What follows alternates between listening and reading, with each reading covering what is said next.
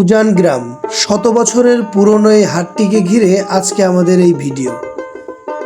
কুষ্টিয়া জেলার ইবি থানার অন্তর্গত উজান গ্রাম ইউনিয়নের উজান গ্রামেই অবস্থিত এই ব্রিটিশদের আমলে তৈরিকৃত হাটটি। এক সময়ের গমগমে মানুষজনের অনেক দূরদূরান্ত থেকে আসা যাওয়া থাকলেও বর্তমান সে যৌন সারিয়েছে এ কথাটি নির্দ্বিধায় বলা যায়। প্রতি শনিবারে এ হাটে বিক্রিকৃত উল্লেখযোগ্য পণ্যের মধ্যে আদা, হলুদ, পেঁয়াজ, রসুন থেকে শুরু করে গম, ধান, সরিষা, মাষকালাই এবং রয়েছে বিশেষ আকর্ষণ কবুতর। এই হাট থেকে কবুতরের বাচ্চা দেশের বিভিন্ন জায়গায় সাপ্লাই করা হয়। আরও রয়েছেন হাঁস এবং মুরগি। তার সাথে বেলা গড়াতে গড়াতেই 12টার দিক থেকে শুরু হয় মহিষের আনাগোনা। দেশের বিভিন্ন জায়গা থেকে ব্যাপারীরা সব আসা যাওয়া শুরু করে দেয় উজান গ্রামের এই হাটে বেচা কেনা করার জন্য।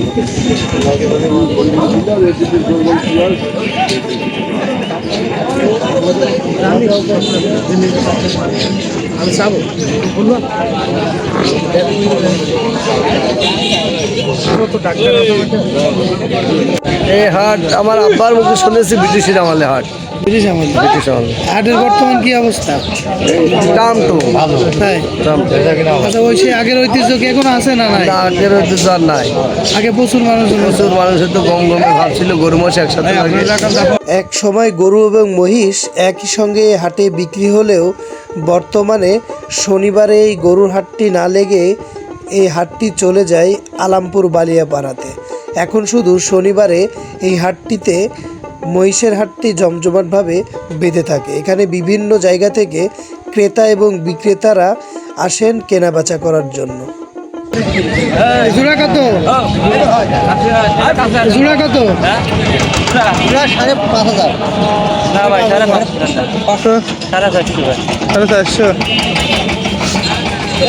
সকাল 6টা বাজতে বাজতেই পেঁয়াজ, রসুন থেকে শুরু করে আদা, হলুদ এবং গম, ভুট্টা, ধান, সরিষা এই হাটটি লেগে যায়।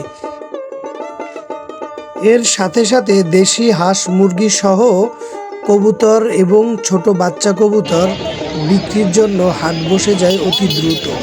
হাটটি ঠিক 7টা থেকে 11টার মধ্যে ক্লোজ হয়ে যায়।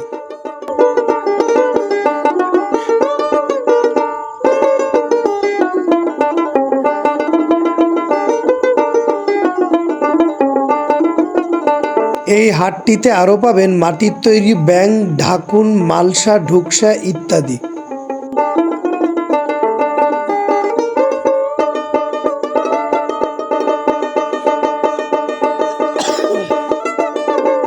এবার আমরা একটু ছোটবেলায় ফিরে যাব। ছোটবেলায় যখন বাবা এবং দাদার সঙ্গে এই হাটটিতে আসতাম, তখন এসে সর্বপ্রথম এই চাচার হাতের রুটি এবং মিষ্টি খেতাম।